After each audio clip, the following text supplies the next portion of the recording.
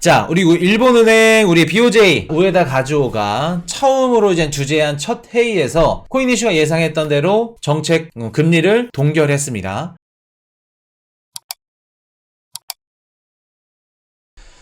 자, 엔화, 달러, 유로의 약세, BOJ 완화 지속 영향 이렇게 되어 있죠. 자, BOJ 우에다 첫 회의에서 양적 완화를 유지했다. 근데 가이던스는 변경을 했다.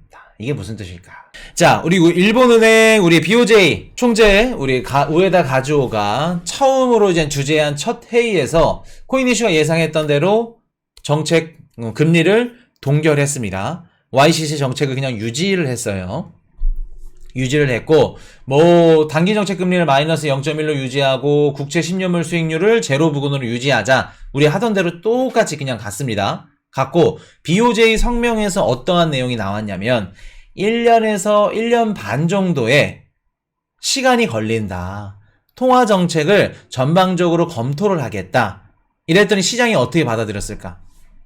아, 일본의 금리 인상은 1년에서 1년 반까지는 나오지 않겠구나. 1년에서 1년 반 정도까지는 금리 인상 안 하겠구나. 자, 그러면 엔화 어떻게 들어갈까? 금리 인상 안 한대. 엔화 어떻게 될까? 1년에서 1년 반 정도 약세로 돌아서겠죠. 약세로 돌아서면서 달러 엔화, 유로와 엔화 환율이 강세를 보입니다. 이런 식으로. 엔화 환율이 쭉 떨어진다는 얘기죠. 자, 그러면 지금 월가나 코인 이슈도 5월달 이후에 미국이 금리 인상을 하고 난 이후에 일본이 금리를 올릴 거다. 그렇게 많은 분들, 애널리스트들, 뭐 전문가분들, 환율 전문가분들 이런 분들이 다 예상을 하고 있는데 예상과 비껴나가는 얘기를 했습니다. 자, BOJ 총재가 금리 인상할 수 없습니다. 안 할 겁니다. 라고 말할 수밖에 없는 이유 우리를 다 알고 계시죠? 왜 이렇게밖에 말을 못한다 말씀드렸죠? 일본은 금리를 올리고 싶어도 올린다 말 못해. 왜? 미국 공조도 있고 일본이 금리를 올리면 어떻게 돼요? 일본 내에 엔캐리 자금들 쭉 들어가겠죠. 그러면 금융시장 혼란 올 수도 있고 또 일본의 회사채 팔릴까 안 팔릴까? 팔리지 않겠죠. 흔들립니다. 제롬 파월 연준의장이 금리 인상을 하기 싫어. 금리를 낮추고 싶어. 그래도 금리 인상을 할 수밖에 없다고 얘기를 할 수밖에 없는 왜? 물가가 다시 한번 튀니까. 그러한 처지에 놓인 게 누구다? BOJ 총재 우에다 가즈오다. 그러면 BOJ 성명에서 1년에서 1년 반 정도 통화정책 전반적으로 검토할 거니까 그때까지는 금리 인상 안 할 겁니다. 라는 뉘앙스를 얘기를 했어요. 그러면서 시장은 엔화가 약세로 돌아서면서 달러든 유로화든 다른 통화들이 강세로 돌아섰는데 자, 왜 이렇게 얘기를 했고 이렇게 얘기를 할 수밖에 없는 이유를 이제 말씀을 드릴게요. BOJ 성명에다가 어떻게 수정을 했냐면 자, 보세요. BOJ는 금리를 현재 또는 그보다 낮은 수준으로 유지해야 한다. 이런 언급들이 있었습니다. 성명서에. 근데 이 언급을 삭제했어. 그리고 앞으로 포워드 가이던스를 안 하겠다. 수정하겠다. 요런 식으로. 여기 무슨 뜻일까? 성명서에 현재나 그보다 낮은 수준으로 금리를 유지해야 된다. 이 언급을 삭제시켰어.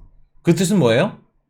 낮은 수준으로 유지해야 된다. 요거 언급을 삭제했다는 건 반대로 올릴 수도 있다. 올릴 수도 있다. 그리고 앞으로 포워드 가이던스를 안 한대. 수정한대. 우리 작년 12월 달에 이전 총재 그러다가 갑자기 기습적으로 올렸죠. 똑같이 올릴 수 있다는 겁니다. 일본이. 밑밥 깔았다는 거예요. 자, 그러면 왜 이번에 일본이 금리 인상을 못했을까? 지금 미국이 일단은 금리 인상을 아직 안 했습니다. 동결 안 했죠. 미국의 금리 인상이 지금 5월 4일 날 있기 때문에 미국이 금리 인상도 아직 안 했는데 지네들이 올린대. 그러면 당연히 연준이나 미국이나 전세계 미국 채권 시장이나 혼란스럽겠죠. 혼란스럽고 만약 일본이 금리를 올린다 그러면 채권 매도세가 나와. 일본의 미국의 주식도 마찬가지고 전세계 금융자산의 매도세가 나오기 때문에 불안정하다. 미국도 금리를 올릴 수 없다. 그런 이유도 있고 두 번째. 저번주에 우리 뭐 터졌죠? 퍼스트 리퍼블릭 터졌죠. 터졌습니다. 자, 미국에 있는 은행주들이 불안해. 금융권이. 불안한데 일본이 금리를 올린대. 어떻게 될까? 실리콘밸리 은행이 왜 무너졌죠? 무너진 이유. 유동성이 없어서도 맞지만 실리콘밸리가 무너졌던 이유는 미국 국채를 갖고 있었음에도 불구하고 무너졌습니다. 왜? 높은 금리 인상으로 인해서 채권 가격이 빠짐으로써 미국 국채, 전 세계 가장 안전한 미국 국채를 갖고 있었음에도 불구하고 어떻게 된다? 예치금이 바닥으로 보이면서 뱅크런이 난 겁니다. 그러면 일본이 금리를 올린다는 건 미국 채권이든 미국 주식이든 전 세계 자산 시장에 매도세가 나온다는 겁니다. 그러면 채권 가격이 빠진다는 얘기죠. 그럼 미국의 은행들이 미국 국채를 갖고 있는데 채권 가격이 빠져. 그럼 안 그래도 퍼스트 리퍼블릭 무너지고 있는데 거기다 일본이 금리를 들어 올리면서 채권 가격 빠지고 미국에 있는 은행들이 막 흔들려. 일본이 미국을 타겟팅하는 꼴이랑 같은 거죠. 지금 미 국채가 가격이 떨어지면서 흔들리면서 작년에 우리 10월 달에 어떤 일들이 있었죠? 작년 10월 달에 우리 영국의 리스트러스 총리가 43일? 49일? 50일도 안 돼서 퇴임을 당했어. 왜? 영국 국채 가격이 어떻게 돼요? 쭉 빠졌어. 빠졌더니 주식이 됐던 채권 시장이 됐던 흔들리면서 영국 국채를 투자하고 있었던 영국 연기금이 무너질라 그래. 영국만 해당되는 걸까? 아니죠. 미국의 연기금도 뭐를 갖고 있어요? 미국 국채를 갖고 있습니다. 그러면 미국 채권 가격이 빠진다는 건 미국 은행뿐만 아니라 미국에 있는 연기금까지도 흔들릴 수 있다는 거예요. 이해되셨나요? 자, 미국 국채를 갖고 있는 미국 중소형 은행들이 무너진대. 그러면 얘네들이 대출 내줬던 미국에 있는 상업용 부동산까지도 같이 영향을 끼친다. 그렇기 때문에 일본은 당연히 금리를 올리지 못한다. 올리지 못한다. 저번주에 미국 은행들 이런 뱅크런 이런 거, 그런 이슈들이 떠올랐는데 어떻게? 한 가지 더. 지금 미국 월가라던가 그 경제방송이나 주식방송 틀기만 하면 이런 내용 지금 다루고 있어. 이것 때문에 위험하대.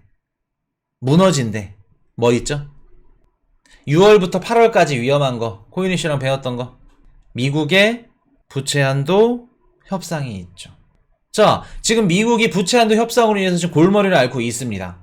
더 이상 국채를 발행하지 못하고, 부채를 발행하지 못한다는 건 공급이 안 된다는 거고, 만약에 부채 한도 협상이 결렬되면 그럴 일은 없겠지만, 결렬되면 어떻게 돼요? 미국은 2011년도처럼 신용등급이 떨어질 수도 있고, 국가등급이며 뭐며 부도가 날 수도 있는 상황에 놓여져 있습니다. 이러한 위험성들이 있는데 일본이 금리를 올린대. 그럼 어떻게 될까? 안 그래도 지금 미국의 채권시장 부채 한도 협상 때문에 지금 막 불안정한데 채권 가격 떨어지고 주식 가격 떨어지고 다시 한번 흔들리게 된다고 하면 당연히 일본은 올릴 수가 없겠죠. 그러면 일본이 금리를 올릴 수 있는 가지수, 가능성 일단 5월 이후부터는 가능합니다. 근데 이번에 FOMC BOJ 성명서를 봤더니 5월달 금리 인상 이후보다도 아마도 좀 더 정확한 방향성, 확실한 방향성은 미국의 부채 한도 협상이 어느 정도 진행된 이후에 미국의 금융 불안이라던가 아니면 금융시장이라던가 아니면 자산시장이나 채권시장이나 불안한 이런 불안감들이 어느 정도 일단락 사라지면 그때부터 이후로 올릴 가능성이 굉장히 높다. 그럴 거기 때문에 이미 지금 그 BOJ 여기 성명서에다가 뭐를 삭제해요? 금리를 무조건 낮은 수준을 유지해야 된다. 현재나 그보다 낮은 수준으로 요거 없앤 겁니다. 그리고 포월드 가이던스도 수정을 한 거예요. 이해되셨나요? 그럼 우리가 일본의 금리 인상하는 시점을 조금 더 예상보다 빠르게 만약에 한다 하면 5월 달도 예상을 했지만 5월보다는 부채 한도 협상 이후로 그렇게 한번 다시 뷰를 수정을 해줘야 될 부분이 있다. 필요성이 있다. 그렇게 말씀을 드리겠습니다. 일본이 금리를 올리면 우리 금융시장에 어떠한 일들이 일어나는지는 지난 영상들 다 있으니까 꼭 복습하세요. Hey, I got a confession.